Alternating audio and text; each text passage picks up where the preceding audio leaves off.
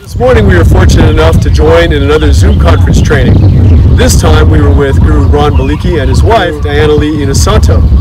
I was reminded that my journey in the Filipino martial arts and really introduction to Jeet Kune Do was through Guro Dan at a high school camp that Wally J invited me to. In honoring Guro Dan, as well as Bruce Lee, and of course Guro Ron and Guro Diana, we're going to cover some of the things that they did with the Filipino martial arts. From there we will go into Cinco Teros, which is the first 5 basic strikes. A forehand diagonal, a backhand diagonal, a forehand horizontal, a backhand horizontal, and a center line stab. And what you might not see immediately is that there's footwork to this. If you look here on the ground, I put 2 training batons so that you can see the angle, that V. So in the Filipino martial arts, there's a footwork pattern, the male triangle, the female triangle. Every time you do one of the strikes, you're moving on that angle.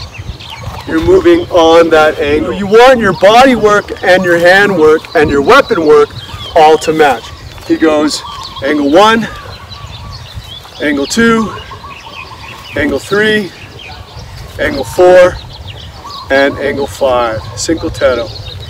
So it's really important when you're using a weapon that your connection to the weapon, which is your grip, is sound and solid. So to do that, we're going to be orienting our knuckles in the same orientation as we would if we had a blade in our hand. And so this way, when we move, we're going to be going angle 1, angle 2, angle 3, angle 4, and angle 5. I want to lead with the belly of the weapon, so the top third of the weapon.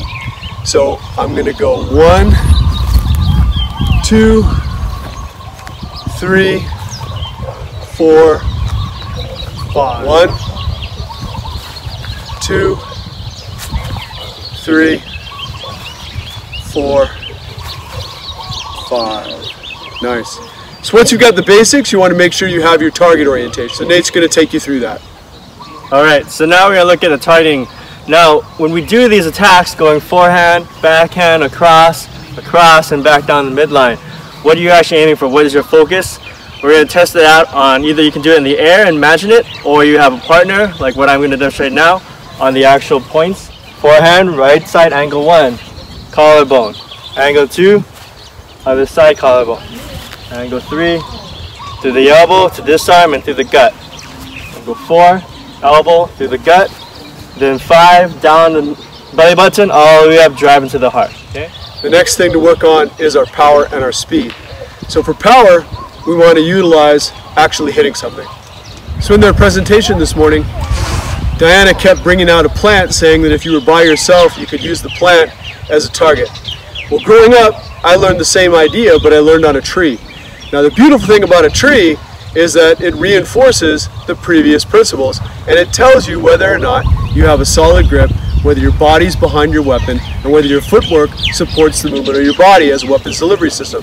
So if I'm using the tree as my target, then I know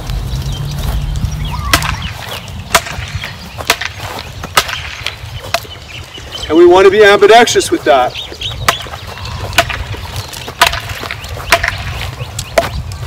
Alright, now growing up, I actually learned this concept, but I learned it right here on this tree.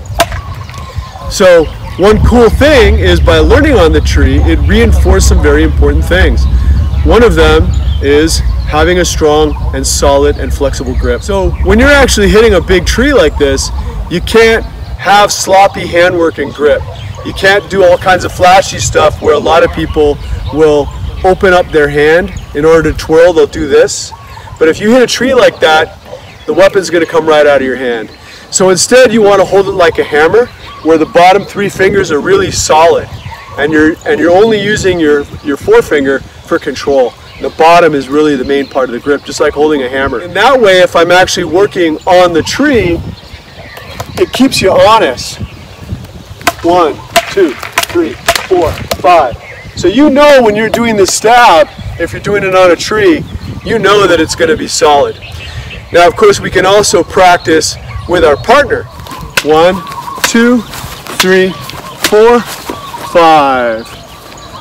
1, 2, 3, 4, 5. And you go right, exit, left, exit, right, left, and down the midline. Now from here, we're actually going to switch hands. You're going to pass it. That way you never lose contact with the stick, and also you bring it back behind you so that they can't disarm you if it's not out here. If I do this in the middle here, he'll just whack my hand right in the middle somewhere, right, bam, right there. So as he sees me switch, like you see this in the movies, or like that, then he's just going to hit my hands out. And you're going to go to your left side. 1, 2, 3, 4, and straight. This is a weapons-based system that originally is built upon edge weapons. You don't want the first thing to move to be your feet because that telegraphs. So you want the blade to lead the action. So as he comes in with his angle 1, I'm actually cutting his wrist. As he comes in, we're cutting. As he comes in, we're cutting. As he comes in, we're cutting. As he comes in, we're filleting. So he's going to demonstrate that on his end.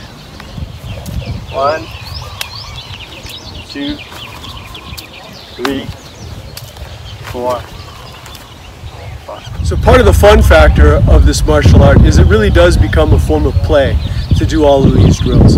And yes, they are a drill. In real life, you're not going to have a choreographed dance with your opponent, but they functionalize in the sense that you get to a point where you no longer think when you act, your body just flows. And that's the real goal, is flow.